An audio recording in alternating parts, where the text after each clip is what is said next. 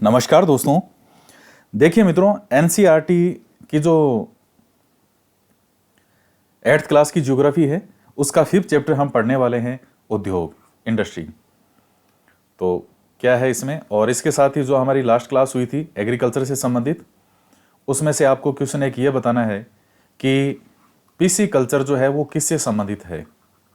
PC culture किस व्यवसाय या किस क्षेत्र से संबंधित है, आप कमेंट करके बताइएगा। तो आज आगे पढ़ते हैं। क्या आपने कभी यह विचार किया है कि लिखने की अभ्यास पुस्तिका जो आप इस्तेमाल में लाते हैं वह विनिर्माण की लंबी प्रक्रिया के बाद आपके पास पहुंचती है। इसके जीवन की शुरुआत वृक्ष से होती है, उसे काटा जाता है और लुगदी मिल तक ले जाया जाता है। वहां वृक्षों की लकड़ी को जो है संसाधित और काष्ठ लुगदी में परिवर्तित किया जाता है। काष्ठ लुगदी को रासायनिक द्रव्य के साथ मिलाया जाता है और अंततः मशीनों के द्वारा कागज के रूप में परिवर्तित किया जाता है। यह कागज प्रेस में जाता है जहां रसायनों से निर्मित स्याही का इस्तेमाल पृष्ठों पर रेखाएं छापने में किया जाता है। इसके उपरांत पृष्ठों को अभ्यास पुस्तिका के रूप में बांधकर और पैक करके बिक्री के लिए बाजार भेज दिया जाता है और अंत में यह आपके हाथों में पहुंचती है। तो यह क्या बताना चाह रहा है कि द्वितीय क्रियाकलाप या विनिर्माण में कच्चे माल को लोगों के लिए अधिक मूल्य के उत्पादों के रूप में परिवर्तित किया जाता है। जैसा कि आपने देखा, लुगदी कागज के रूप में और कागज अभ्यास पुस्तिका के रूप में। तो द्वितीयक क्रियाकलाप या जो विनिर्माण जो उद्योग वाले आते हैं, वो देखिए 3 तरह के व्यवसाय या 3 तरह की अर्थव्यवस्था या 3 तरह के आप क्रियाकलाप मान सकते हो। प्राथमिक व्यवसाय, द्वितीयक व्यवसाय या तृतीयक व्यवसाय, या प्राथमिक क्षेत्र, द्वितीयक क्षेत्र और तृतीयक क्षेत्र। जो प्राथमिक क्षेत्र है उसमें कृषि या एग्रीकल्चर या कच्चे माल से संबंधित चीजें आती है। द्वितीयक क्षेत्र के अंतर्गत जब उस कच्चे माल को हम उद्योग के रूप में बदलते हैं, एक मूल्यवान वस्तु के रूप में बनाते हैं, इंडस्ट्री, तो वो उद्योग वाली सारी चीजें आती है द्वितीयक सेक्टर में, सेकेंडरी सेक्टर। और तृतीयक क्षेत्र के अंदर आता है सेवा क्षेत्र, जिसमें सेवाएं होती है, बीमा, बैंकिंग, ये इस तरह की जो सेवाएं हैं वो सब किस में आती है, सर्विस सेक्टर में। तो ये कौन सा सेक्टर है जो अभी हम पढ़ रहे हैं, ये सेकेंडरी सेक्टर है, द्वितीयक सेक्टर। तो कच्चे माल को यहां किसके रूप में बदला जा रहा है, पक्के माल के रूप में।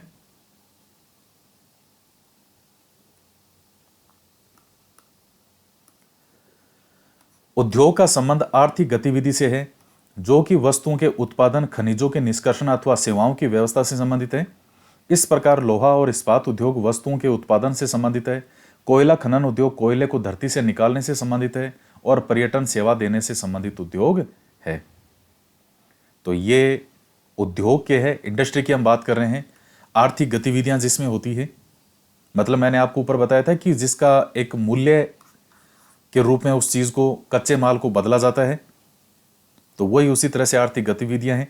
अब चाहिए अलग अलग ये उद्योग बताए गए हैं, इस्पात उद्योग हो, लोहा हो, कोयला खनन उद्योग हो, कोई से भी। उद्योगों का वर्गीकरण कच्चा माल, आकार और स्वामित्व के आधार पर किया जा सकता है। सबसे पहला है कच्चा माल। कच्चे माल के उपयोग के आधार पर उद्योग कृषि आधारित, खनिज आधारित, समुद्र आधारित और वन आधारित हो सकते हैं। तो पहला तो है कच्चे माल पर आधारित। कृषि आधारित उद्योग कच्चे माल के रूप में वनस्पति और जंतु आधारित उत्पादों का उपयोग करते हैं। खाद्य संसाधन, वनस्पति तेल, सूती वस्त्र, डेयरी उत्पाद और चर्म उद्योग कृषि जो हैं आधारित उद्योगों के उदाहरण हैं। खनिज आधारित उद्योग ये प्राथमिक उद्योग है जो कि खनिज अयस्कों का उपयोग कच्चे माल के रूप में करते हैं। इन उद्योगों के उत्पाद अन्य उद्योगों का पोषण करते हैं। अयस्क से निर्मित लोहा खनिज आधारित उद्योग का उत्पाद है और यह कई अन्य उत्पादों के विनिर्माण के लिए कच्चे माल के रूप में प्रयुक्त किया जाता है, जैसे भारी मशीनें, भवन निर्माण सामग्री और रेल के डिब्बे बनाने में। समुद्र आधारित उद्योग सागरों और महासागरों से प्राप्त उत्पादों का उपयोग कच्चे माल के रूप में करते हैं। समुद्री खाद्य प्रसंस्करण उद्योग और मत्स्य तेल निर्माण इसके कुछ उदाहरण हैं। वन आधारित उद्योग वनों से प्राप्त उत्पाद का उपयोग कच्चे माल के रूप में करते हैं। लुगदी, कागज, औषध, रसायन, फर्नीचर और भवन निर्माण वनों से संबंधित उद्योग हैं। तो हमने उद्योगों का वर्गीकरण किस आधार पर किया है, एक तो कच्चे माल के आधार पे, तो एक जो एग्रीकल्चर से संबंधित कच्चा माल है, एक खनिज आधारित कच्चा माल है, एक समुद्र आधारित, एक वन पर आधारित जो हमें वहां से इन अलग अलग स्थानों से जो कच्चा माल प्राप्त होता है। अब जो खनिज हमें प्राप्त होते हैं डायरेक्ट वो कच्चे माल के रूप में है, हम उनको मशीनों में ले जाया जाता है, उनको शुद्ध करके और अलग अलग जो खनिज है उनमें विभाजन किया जाता है, शुद्ध तरीके से खनिज सामने ला करके रखे जाते हैं। कृषि आधारित है एग्रीकल्चर, उसी से संबंधित आगे से आगे चीजें काम आती है। यही वन है, यही समुद्र आधारित हो गया। तो कच्चे माल के उपयोग के आधार पर, तो ये तो कच्चा माल, फिर है आकार और स्वामित्व के आधार पर अभी आएगा। तो कच्चे माल के आधार पर तो आपने देख लिए कि जैसे कृषि आधारित उद्योग है ये वाले, खनिज आधारित उद्योग हैं, समुद्र आधारित उद्योग हैं और वन आधारित उद्योग हैं। तो ये सब हैं कच्चे माल पर आधारित। एग्रीकल्चर में जो जो हमें कच्चा माल प्राप्त हो रहा है उससे हमने ये जैसे वनस्पति तेल, खाद्य संसाधन, सूती वस्त्र, डेयरी उत्पाद, ये सब चीजें हमने बना ली।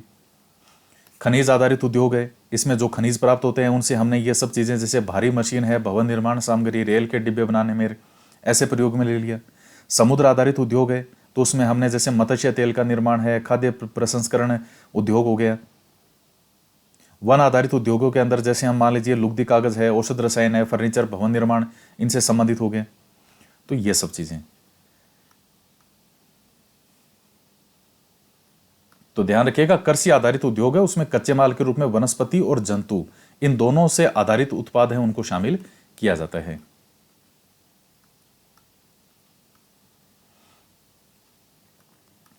फिर आता है आकार पर आधारित उद्योग के आकार का तात्पर्य निवेश की गई पूंजी की राशि, नियोजित लोगों की संख्या और उत्पादन की मात्रा से है। आकार के आधार पर उद्योगों को दो भागों में बांटा जा सकता है, लघु आकार के उद्योग और वृहत आकार के उद्योग। तो किस आधार पर विभाजन किया गया है? आकार के आधार पर निवेश की गई एक तो पूंजी कि उसमें कितना इन्वेस्ट किया गया है, लोगों की संख्या कितनी है उसमें कार्य करने वालों की, और उत्पादन की मात्रा कितनी है, उसके आधार पर हमने विभाजन किया है लघु आकार और वृहत आकार। कुटीर या घरेलू उद्योग छोटे पैमाने के उद्योग हैं जिसमें दस्तकारों के द्वारा उत्पादों का निर्माण हाथ से होता है। टोकरी बुनाई, मिट्टी के बर्तन, अन्य हस्त निर्मित वस्तुएं कुटीर उद्योगों में आती हैं। बड़े पैमाने के उद्योग जो बड़ी मात्रा में वस्तुओं का उत्पादन करते हैं उनकी तुलना में छोटे पैमाने के उद्योग कम पूंजी और प्रौद्योगिकी का उपयोग करते हैं। बड़े पैमाने के उद्योगों में पूंजी का निवेश अधिक और प्रयुक्त प्रौद्योगिकी उच्च स्तरीय होती है।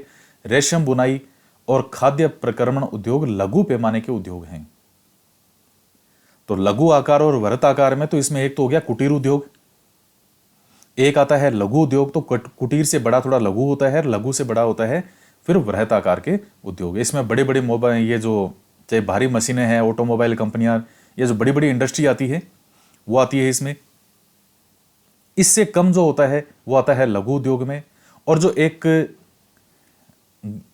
घरेलू व्यवसाय समझ लीजिए आप, जिसमें 5-7 लोग मिलके कोई काम कर रहे हैं, 8-10 लोग मिलके कर रहे हैं, तो वो कुटीर या घरेलू उद्योग में आता है।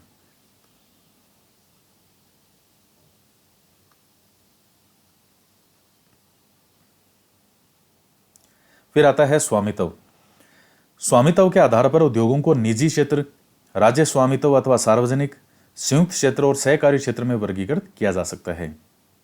स्वामित्व के आधार पर कि उस पर मालिकाना हक किसका है, क्या वो निजी क्षेत्र का है या जो राज्य है उसका स्वामित्व है या सार्वजनिक क्षेत्र का है, या कोई संयुक्त क्षेत्र है निजी और सार्वजनिक का मिल करके, या जो है सहकारी क्षेत्र से संबंधित। निजी क्षेत्र के उद्योगों का स्वामित्व और संचालन या तो एक व्यक्ति द्वारा या व्यक्तियों के एक समूह के द्वारा होता है। सार्वजनिक क्षेत्र के उद्योगों का स्वामित्व और संचालन सरकार के द्वारा होता है, जैसे हिंदुस्तान एरोनॉटिक्स लिमिटेड और steel authority of India limited. तो ये तो सिंपल सी चीजें हैं स्वामित्व के आधार पर। फिर आता है संयुक्त क्षेत्र के उद्योगों का स्वामित्व और संचालन राज्यों और व्यक्तियों अथवा व्यक्तियों के समूह द्वारा होता है।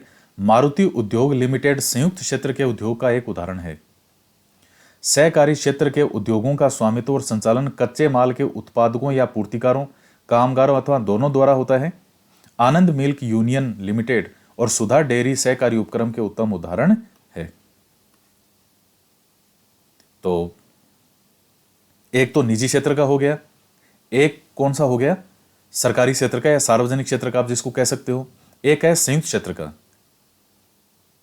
तो जिसमें मान लीजिए निजी और सार्वजनिक या सरकार मिलकर के कोई उपक्रम है तो वो उसमें आता है। जैसे मारुति उद्योग लिमिटेड, ये संयुक्त वाले का उदाहरण है। और सहकारी क्षेत्रों में क्या होता है, देखिए जो कच्चे माल के उत्पादन करने वाले या हर उस लास्ट तक व्यक्ति को साथ में जोड़ा जाता है। अब जैसे अमूल डेयरी है, जैसे आनंद मिल्क यूनियन लिमिटेड है, तो ये वो अमूल डेयरी वाले वो जो उससे संबंधित थी। अब ये क्या करते हैं, उस लास्ट तक हर उस व्यक्ति तक वो महिला भी जो गाय का दूध इनको सप्लाई कर रही है, वो महिला भी इस उपक्रम का हिस्सा है। ये गुजरात में आनंद मिल्क यूनियन लिमिटेड, आप गुजरात में देखेंगे तो पूरा एक सिस्टम है, किसके पास कितनी गायें हैं, किससे कितना दूध होता है, वो हर एक लास्ट व्यक्ति तक वो हिस्सा है उस उपक्रम का। उसे हम कहते हैं सहकारी। वो है इसका सिद्धांत, एक सब के लिए, सब एक के लिए, कोऑपरेटिव।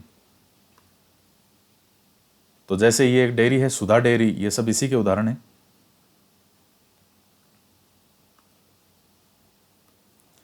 अब आता है उद्योगों की अवस्थिति को प्रभावित करने वाले कारक।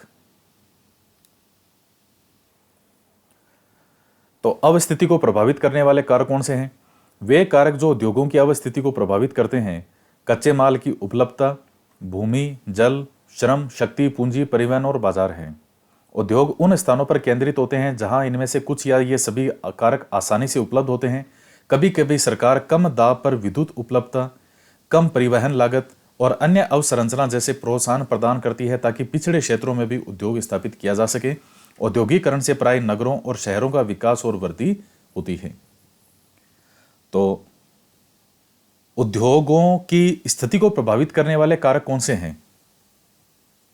तो वो प्रभावित करने वाले कारकों में कच्चा माल होता है कि कच्चा माल कितना उपलब्ध होता है, कितना नहीं होता है किस उद्योग में, श्रम की उपलब्धता कितनी है, पूंजी की कितनी है, बाजार कैसा है, बाजार में उसकी कितनी मांग है, जल की पूर्ति के आधार पर संचार, परिवहन बहुत ज़्यादा महत्वपूर्ण होता है। इसलिए आप ज़्यादातर देखिएगा जो कच्चे माल होते हैं, उन कच्चे माल के पास में ही ज़्यादातर आपको इंडस्ट्री दिखाई मिलेगी। वो इसलिए होता है ताकि वहाँ परिवहन जो है आसानी से जल्दी लाया जा सके सामान जो है, और जल्दी से दूसरे स्थानों पर भी पहुँचा सकें। भूमि है, विद्युत है, लाइट। अब यहाँ भारत के अंदर एक ये बहुत बड़ी प्रॉब्लम है, ये लाइट वाली। और लाइट के लिए जो इनमें विभाग में होते हैं कर्मचारी, इनको पैसे तक देने पड़ते हैं, जिसको आप रिश्वत कहते हो। उद्योगों की स्थिति भारत में बहुत ज़्यादा खराब है। और ये कोई ऐसी बात नहीं है, मैंने सैकड़ों ऐसे लोग देखे हैं जो कि अपना व्यापार यहाँ से छोड़ के बाहर चले गए भारत से, क्योंकि ना तो उनको उद्योगों के लिए रिश्वत देनी पड़ती है, हर थोड़े थोड़े दिन के अंदर उनको रिश्वत देनी पड़ती है। कभी लाइट वाले को देनी पड़ेगी, कभी पानी वाले को देनी पड़ेगी, कभी किसी को देनी पड़ेगी।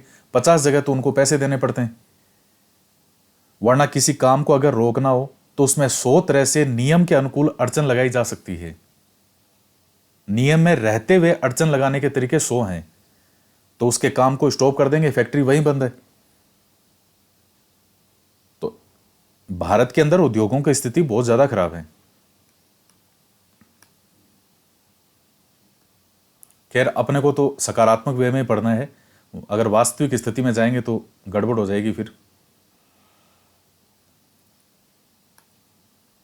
भ्रष्टाचार बहुत खतरनाक बीमारी है भारत की, और ये जब से हिंदुस्तान, आप इतिहास पढ़ रहे हो, आपको शुरू से ही मिलेगा। यहाँ पे अंग्रेज भी आए तो वो भी बीच में उन्होंने किसी ना किसी को मेडिएटर बनाया, किसी ना किसी को पैसे खिलाए, किसी को अपने प्रभाव में लिया, किसी को कुछ बनने का लालच दिया, तभी तो हो पाए यहाँ तक ही।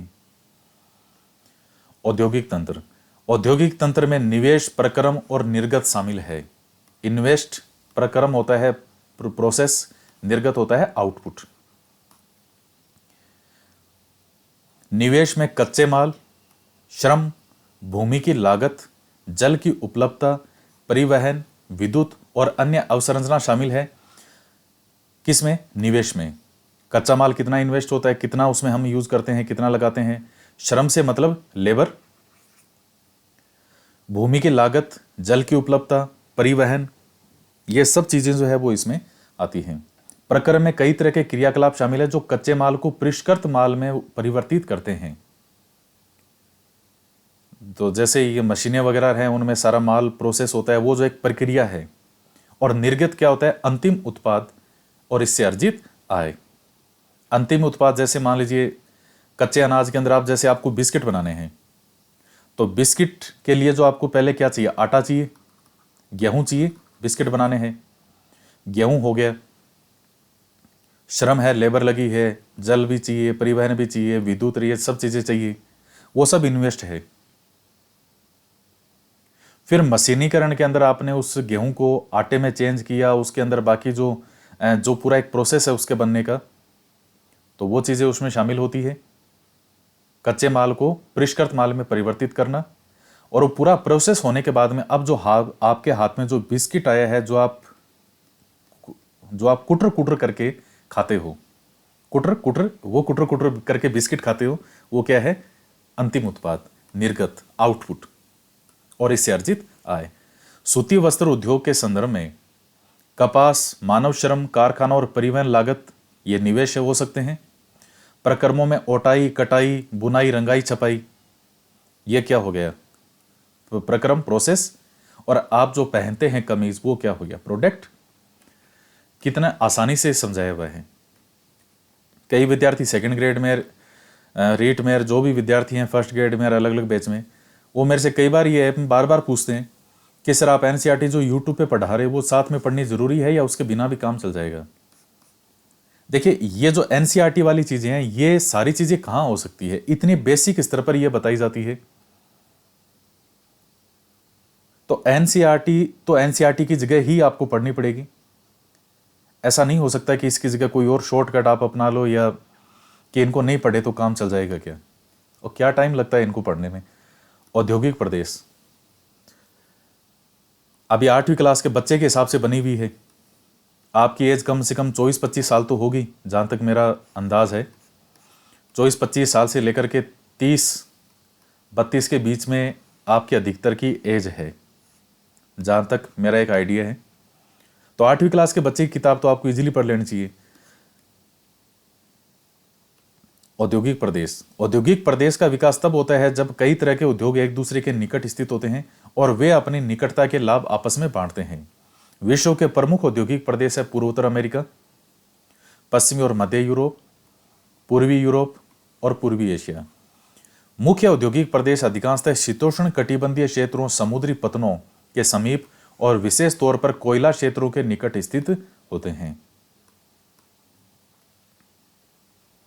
समुद्री पतनों का मतलब हो गया बंदरगाह, और शीतोष्ण कटिबंध क्षेत्रों में खास करके कोयला क्षेत्रों के निकट।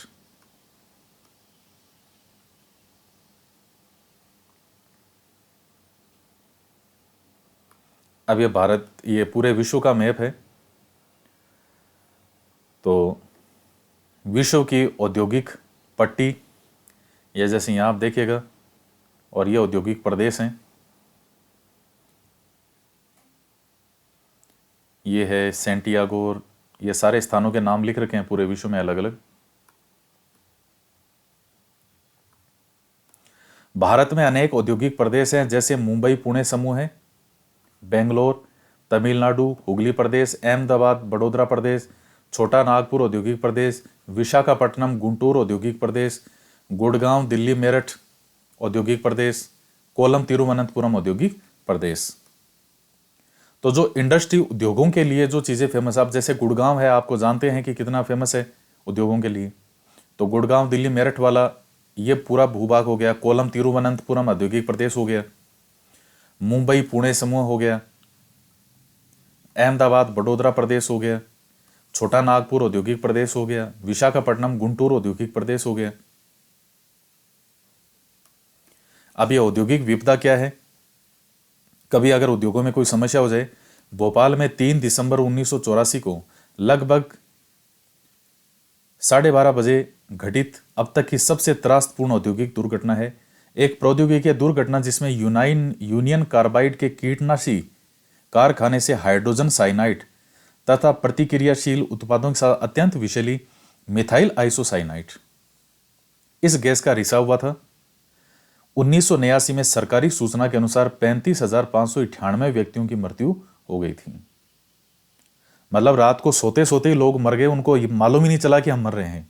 कहीं इतने मतलब नींद के अंदर ही ये गैस कैसी थी, जहरीली थी, तो सांस के सहारे अंदर चली गई, तो मृत्यु हो गई लोगों की। और जो लोग बच भी गए तो वो आज भी एक या अधिक बीमारियों जैसे अंधापन, प्रतिरक्षा तंत्र विकृति, आंतरशोथ विकृतियों से पीड़ित हैं। उसके बाद तो कई नियम वगैरह बनाए गए थे, लेकिन ये एक त्रासदी है 1984 की, 3 दिसंबर 1984 की भोपाल में। गैस कौन सी थी? Methyl isocyanide. कई बार एग्जाम में पूछा भी गया है।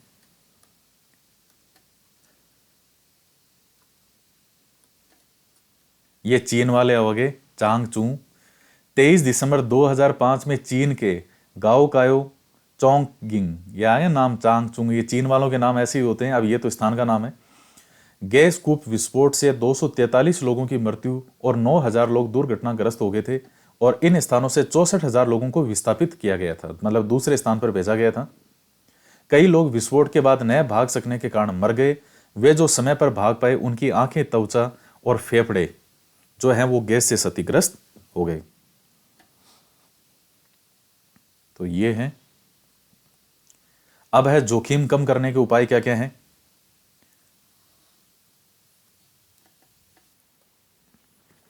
घने बसे आवासीय क्षेत्रों को औद्योगिक क्षेत्रों से अलग बहुत दूर रखा जाना चाहिए।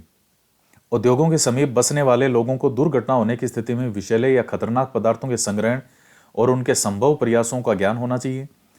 आग की चेतावनी और अग्निशमन की व्यवस्था को उन्नत किया जाना चाहिए।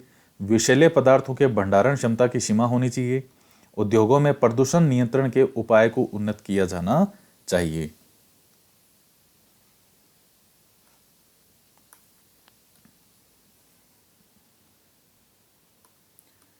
इसके बाद आता है प्रमुख उद्योगों का वितरण।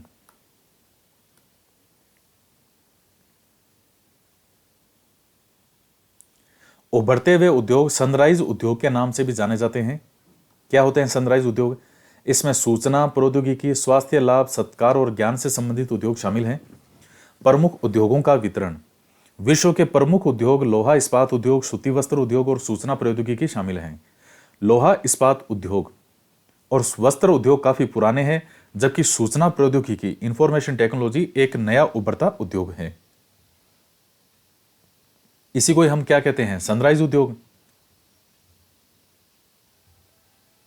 वे देश जिसमें लोहा इस्पात उद्योग अवस्थित है: जर्मनी, यूएसए, चीन, जापान और रूस। वस्त्र उद्योग में भारत, हांगकांग, दक्षिण कोरिया, जापान, ताइवान। सूचना प्रौद्योगिकी उद्योग के प्रमुख केंद्र में मध्यवर्ती कैलिफोर्निया के सिलिकॉन घाटी में और भारत के बेंगलुरु प्रदेश में है। तो कितना जीके का अथाह भंडार है, एक एक लाइन महत्वपूर्ण है। तो एक तो सनराइज उद्योग क्या है ये आप ध्यान में रखिएगा। जो सनराइज का मतलब ही क्या हो गया? उभरते हुए, जो नए उद्योग हैं। और कौन से उद्योग कहां कहां मुख्य रूप से फेमस? जैसे लोहा इस्पात उद्योग है तो जर्मनी, यूएसए, अमेरिका, चीन, जापान, रूस। वस्त्र उद्योग में भारत, हांगकांग, दक्षिण कोरिया, जापान, ताइवान। और इंफॉर्मेशन टेक्नोलॉजी में जैसे कैलिफोर्निया का सिलिकॉन घाटी और भारत का बेंगलुरु प्रदेश। उसके बाद आता है लोहा इस्पात उद्योग।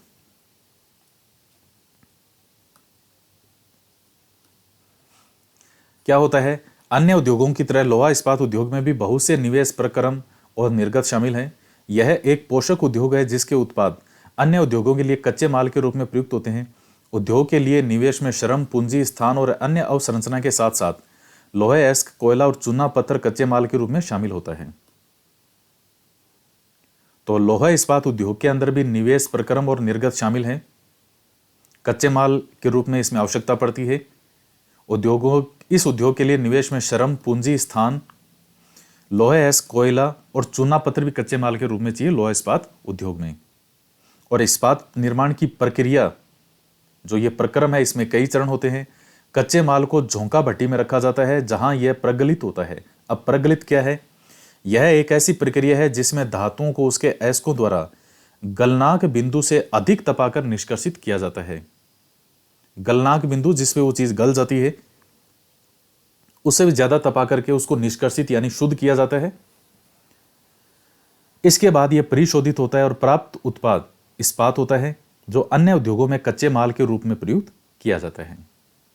इस्पात कड़ा होता है और इसे आसानी से काटा और आकार दिया जा सकता है और इसके तार बनाए जा सकते हैं। एल्यूमिनियम, निकिल, तांबा,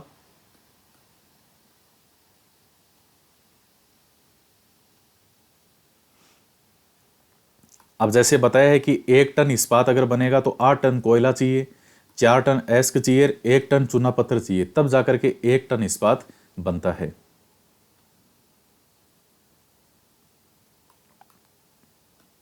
यह झोंका भट्टी में लोहे एस्क से इस्पात तक, तो कि कैसे इसमें इस्पात बनता है। जैसी अन्य धातुओं को थोड़ी थोड़ी मात्रा में इस्पात में मिलाकर इसकी मिश्र धातुएं बनाई जा सकती है। मिश्र धातु इस्पात को असामान्य कठोरता, दृढ़ता और जंग प्रतिरोधक क्षमता प्रदान करती है। तो इस्पात प्राय आधुनिक उद्योगों का मेरुदंड कहलाता है।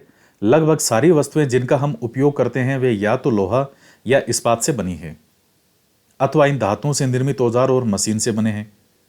तो लोहा इस्पात तो हर जगह काम में लिया जाता है, हर जगह प्रयोग में होता है। आपके घर में कितनी ऐसी वस्तुएं हैं, चाहे लोहे की या किसी की भी बनी हो औजार की, निश्चित रूप में कहीं ना कहीं इस्पात है। पोत, रेलगाड़ी, ट्रक, ऑटो अधिकांशतः इस्पात से बने होते हैं। यहां तक कि सेफ्टी पिन और सुइयां जिनका उपयोग आप करते हैं वे भी इस्पात से बनती है। तेल कूप इस्पात से बनी मशीनों से वेधित किए जाते हैं। इस्पात की पाइपलाइन से तेल परिवहित किया जाता है। खनिजों का खनन इस्पात के उपकरणों से होता है। कृषि के यंत्र प्राय इस्पात के बने होते हैं। विशाल भवनों का ढांचा इस्पात का बनाया जाता है। 1800 ईस्वी के पूर्व इस्पात उद्योग वहां स्थित थे जहां कच्चा माल, विद्युत आपूर्ति और बहता जल आसानी से उपलब्ध था। बाद में उद्योग के लिए आदर्श स्थिति कोयला क्षेत्र के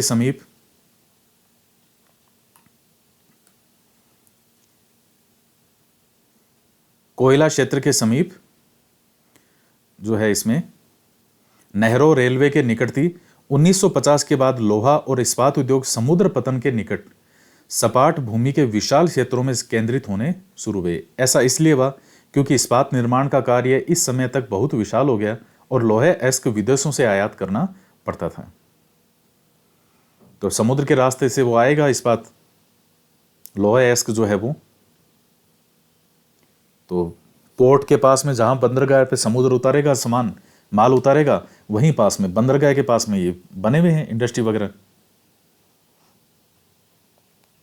तो 1800 से 1950 तक की सर्वोत्तम अवस्थिति इस प्रकार से, और 1800 से पूर्व की स्थिति, और 1950 से अब तक की सर्वोत्तम अवस्थिति।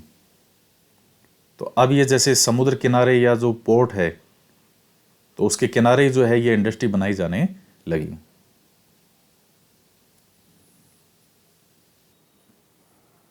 भारत में लोहे इस्पात उद्योग कच्चा माल, सस्ते श्रमिक, परिवहन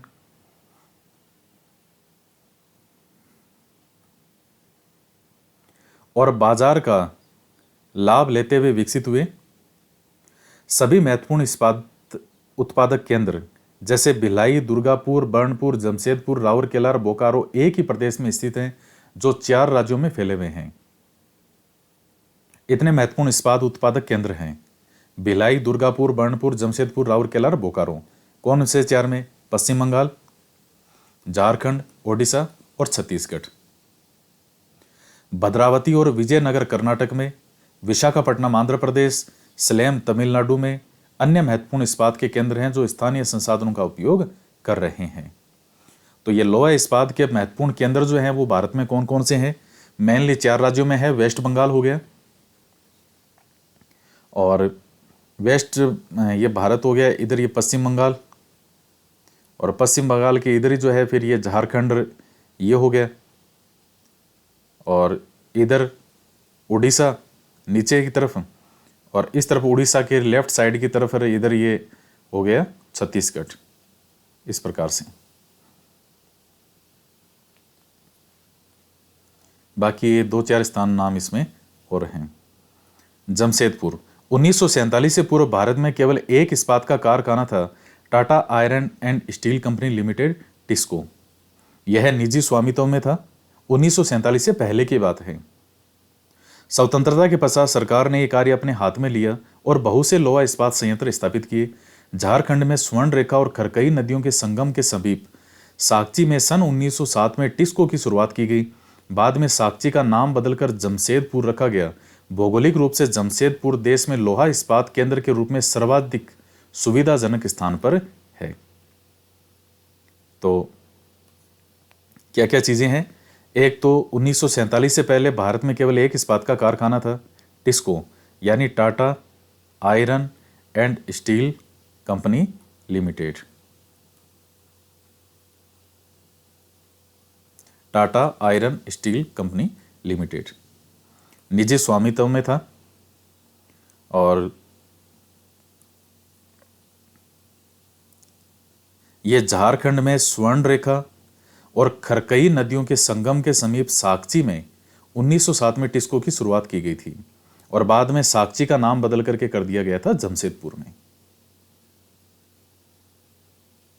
तो भौगोलिक रूप से जमशेदपुर जो है वो देश में लोहा इस्पात केंद्र के रूप में सर्वाधिक सुविधाजनक स्थान पर है।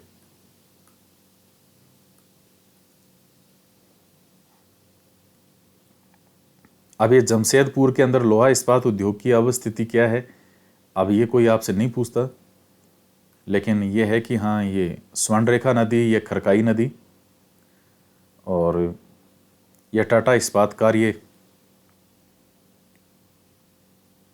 ये टाटा नगर रेलवे स्टेशन, ये गोल्फ कोर्स, ये पूरा टाटा मुख्य अस्पताल, सारा का सारा बसा हुआ है यहाँ पे। ये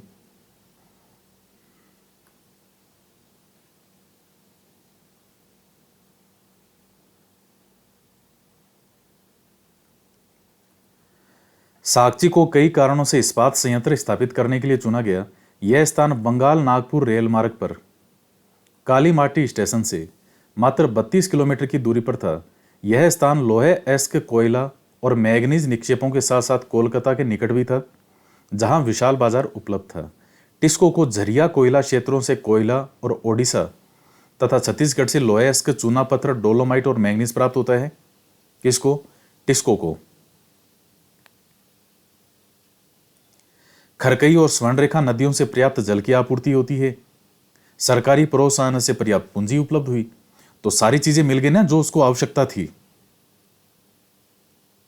लेबर मिल गया, जो कच्चा माल था पास में वो सारा कोयला मिल गया, सबसे महत्वपूर्ण लोहे एस्क मिल गया, चूना पत्थर मिल गया, डोलोमाइट, मैंगनीज, ये सब आसपास के राज्यों से प्राप्त हो गए, ओडिशा, छत्तीसगढ़, इस क्षेत्रों से। और रेलवे स्टेशन था वो भी पास में, बंदरगाह जो था वो भी इधर पास में, समुद्र भी पास में। जमशेदपुर में टिस्को की स्थापना के बाद अन्य औद्योगिक संयंत्र स्थापित हुए। उनमें रसायन, इंजनों के पुर्जे, कृषि उपकरण, मशीनें, टिन की चादरें, केबल और तार का उत्पादन किया जाता है। भारत में लोहा इस्पात उद्योग के विकास से त्वरित औद्योगिक विकास आरंभ हुआ।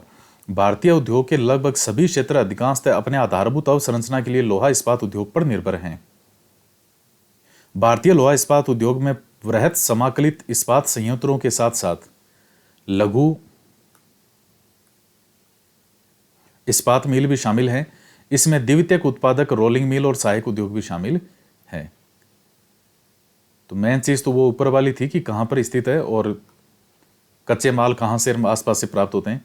अब आता है पिट्सबर्ग। तो यह यूएसए का एक महत्वपूर्ण इस्पात नगर है। पिट्सबर्ग के इस्पात उद्योग को स्थानीय सुविधाएं उपलब्ध है। कच्चा माल जैसे कोयला पिट्सबर्ग में ही उपलब्ध है,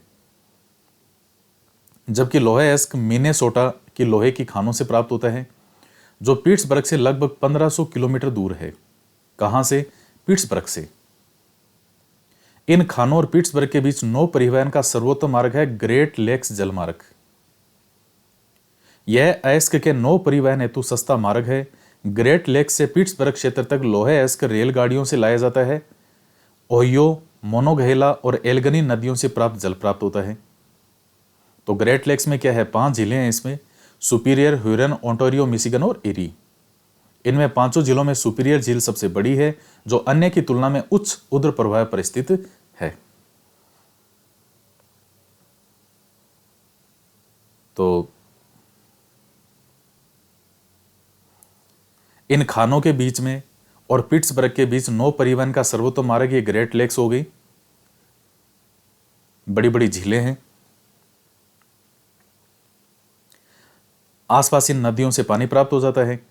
आज पिट्सबर्ग में बहुत कम बड़ी इस्पात मिल है। ये मिल पिट्सबर्ग के ऊपर मोनोगहेला और एल्गनी नदियों की घाटियों में और पिट्सबर्ग के नीचे ओहियो नदी के सहारे स्थित है। परिष्कृत इस्पात स्थल और जल दोनों मार्गों द्वारा बाजार में भेजा जाता है। पिट्सबर्ग क्षेत्र में इस्पात मिलों के अतिरिक्त कई अन्य कारखाने हैं। ये रेल पटरी उपकरण और भारी मशीनों के उत्पादन में इस्पात का प्रयोग कच्चे माल के रूप में करते हैं। अब एग्जाम में इसमें से क्या चीज आपके लिए महत्वपूर्ण है? एक तो पिट्सबर्ग है कहां पे? यूएसए में। रीट के एग्जाम में तो इतना ही पूछता है वो। और इसके बाद फिर जैसे मान लीजिए लोहा कहां से प्राप्त होता है? मिनेसोटा की लोहे की खानों से, जो पिट्सबर्ग से 1500 किलोमीटर दूर है। कच्चा माल जैसे कोयला पिट्सबर्ग में ही उपलब्ध है। और नौ परिवहन का सर्वोत्तम मार्ग जो है वो सबसे बेस्ट मार्ग है इनमें खानों और पिट्सबर्ग के बीच। ये कुछ नदियां हैं। बस यही प्रश्न बनेगा इसमें। फिर आता है सूती वस्त्र उद्योग। धागे से कपड़े की बुनाई एक प्राचीन कला है। कपास, ऊन, सिल्क, जूट और पटसन का प्रयोग वस्त्र निर्माण में होता है। कपास, ऊन, सिल्क, जूट और पटसन उपयोग में लाए गए कच्चे माल के आधार पर वस्त्र उद्योग का वर्गीकरण किया जा सकता है। रेशे वस्त्र उद्योग के कच्चे माल हैं। रेशे प्राकृतिक या मानव निर्मित हो सकते हैं। प्राकृतिक रेशे ऊन, सिल्क, कपास, लिनन और जूट से प्राप्त किए जाते हैं। मानव निर्मित रेशों में नायलॉन, पॉलिएस्टर, एक्रेलिक और रेयन शामिल हैं। तो क्या चीज है ये? धागे से कपड़े की बुनाई एक प्राचीन कला है। वस्त्र निर्माण में किस किस का प्रयोग होता है? कपास, ऊन का, सिल्क का, जूट का और पटसन का। और उपयोग में लाए गए कच्चे माल के आधार पर ही वस्त्र उद्योग का वर्गीकरण होता है। रेशे वस्त्र उद्योग के कच्चे माल हैं। रेशे प्राकृतिक भी हो सकते हैं और मानव निर्मित भी हो सकते हैं। वो जो रेशे होते हैं ना पतले पतले, उन्हीं से तो मिलकर के बनता है फिर पूरा कपड़ा। तो वस्त्र उद्योग का तो वो कच्चा माल हो गया ना वो रेशे। तो प्राकृतिक रेशे किससे प्राप्त किए जाते हैं? ऊन, सिल्क, कपास, लिनन और जूट से। और मानव निर्मित रेशों में फिर नायलॉन, पॉलिस्टर, एक्रिलिक और रेयन। शब्द टेक्सटाइल लैटिन के टेक्सीरे से व्युत्पन्न किया, जिसका अर्थ होता है बुनना। सूती वस्त्र उद्योग विश्व के सबसे प्राचीनतम उद्योगों में से 18वीं सदी की औद्योगिक क्रांति तक सूती वस्त्र हस्तकताई तकनीकों और हथकरघों से बनाया जाता था। 18वीं सदी में पावर लूम ने पहले ब्रिटेन में और बाद में विश्व के अन्य दूसरे भागों में सूती वस्त्र उद्योग को आगे बढ़ाया।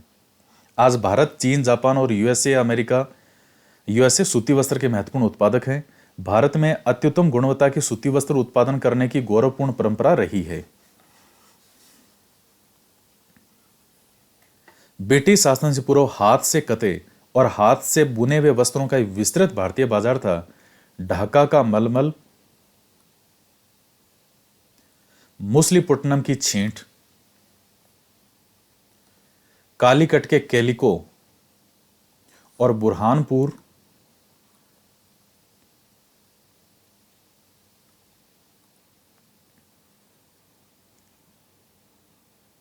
सूरत और बड़ोदरा के सुनहरी जरी के काम वाले सूती वस्त्र गुणवत्ता और डिजाइनों के लिए विश्व विख्यात थे।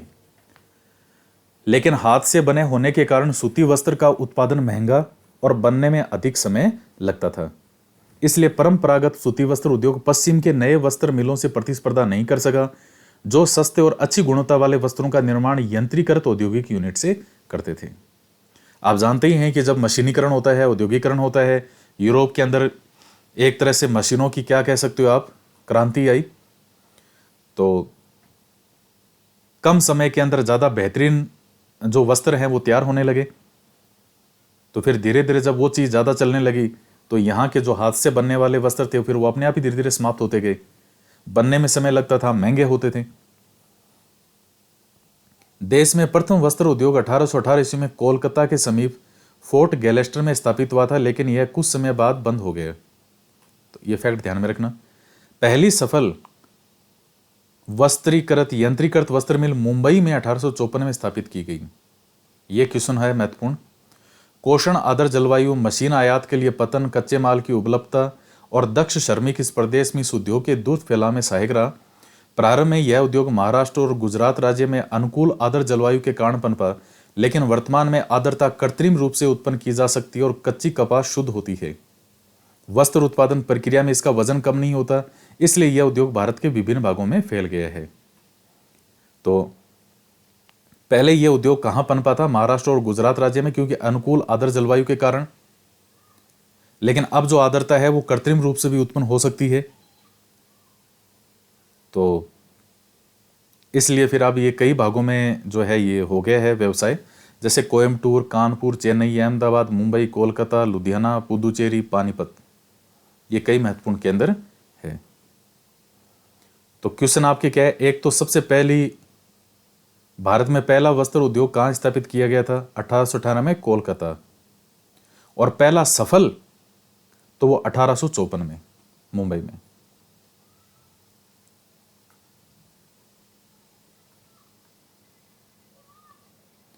फिर आता है अहमदाबाद।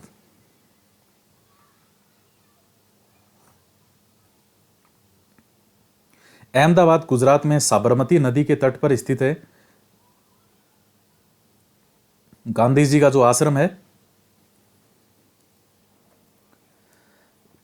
तो गांधी जी का आश्रम जो है साबरमती आश्रम, वो साबरमती नदी के किनारे ही है अहमदाबाद गुजरात में। और इतना सुंदर है वो, इतना अच्छा बना हुआ है। उसमें गांधी जी किस कमरे में रहते थे, वो सारे उनके बर्तन वगैरह, वो सब चीज़ें रखी हुई है। आप जाओ तो ज़रूर जाकर के आना, आपको जाकर के आना चाहिए उसमें। 1859 में यहाँ पहली सूती मिल स्थापित हुई थी।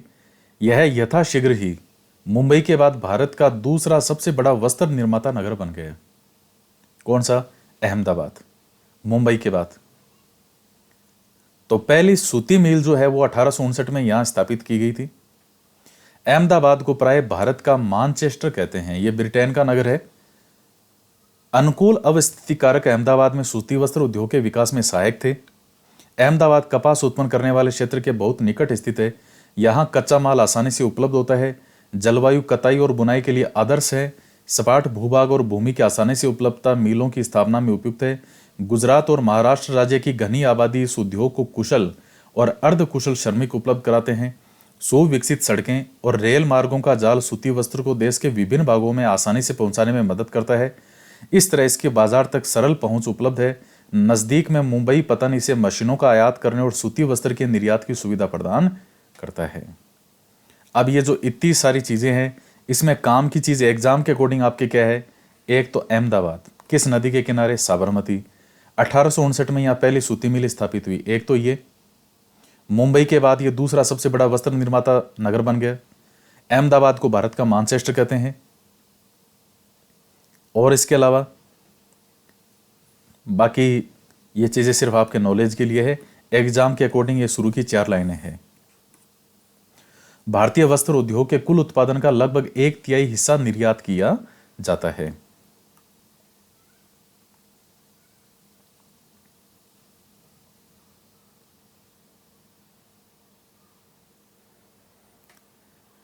अब आता है ओसाका।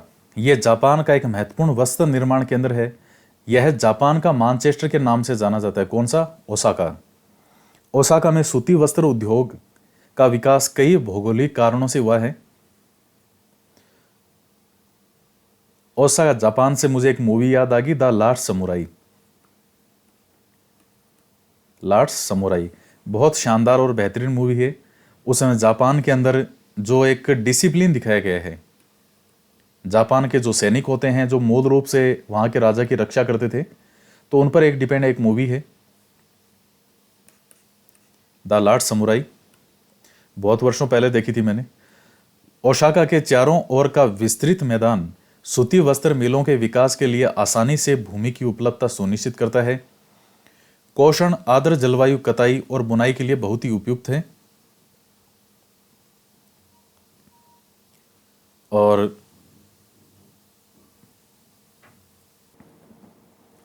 ये कोषण गलत प्रिंट है यहां पे, कोषण नहीं, ये उष्ण है, तो ध्यान रखना, कोषण नहीं उष्ण है ये। उष्ण आर्द्र जलवायु कताई और बुनाई के लिए बहुत ही उपयुक्त है। योडो नदी मिलों के लिए पर्याप्त जल उपलब्ध करवाती है। श्रमिक आसानी से उपलब्ध हैं।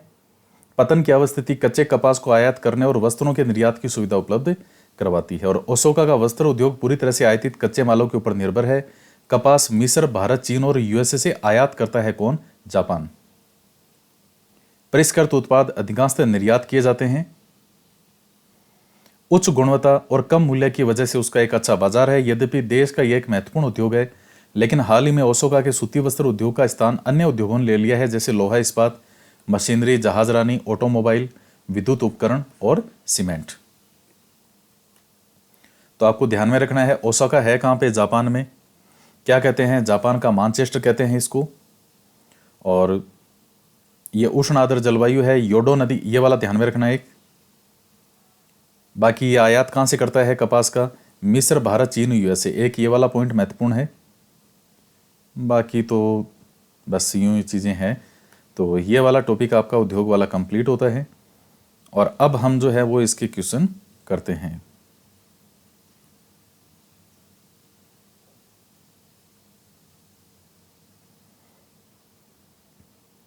ऑब्जेक्टिव टाइप क्वेश्चन जो हैं वो इसमें दो ही हैं।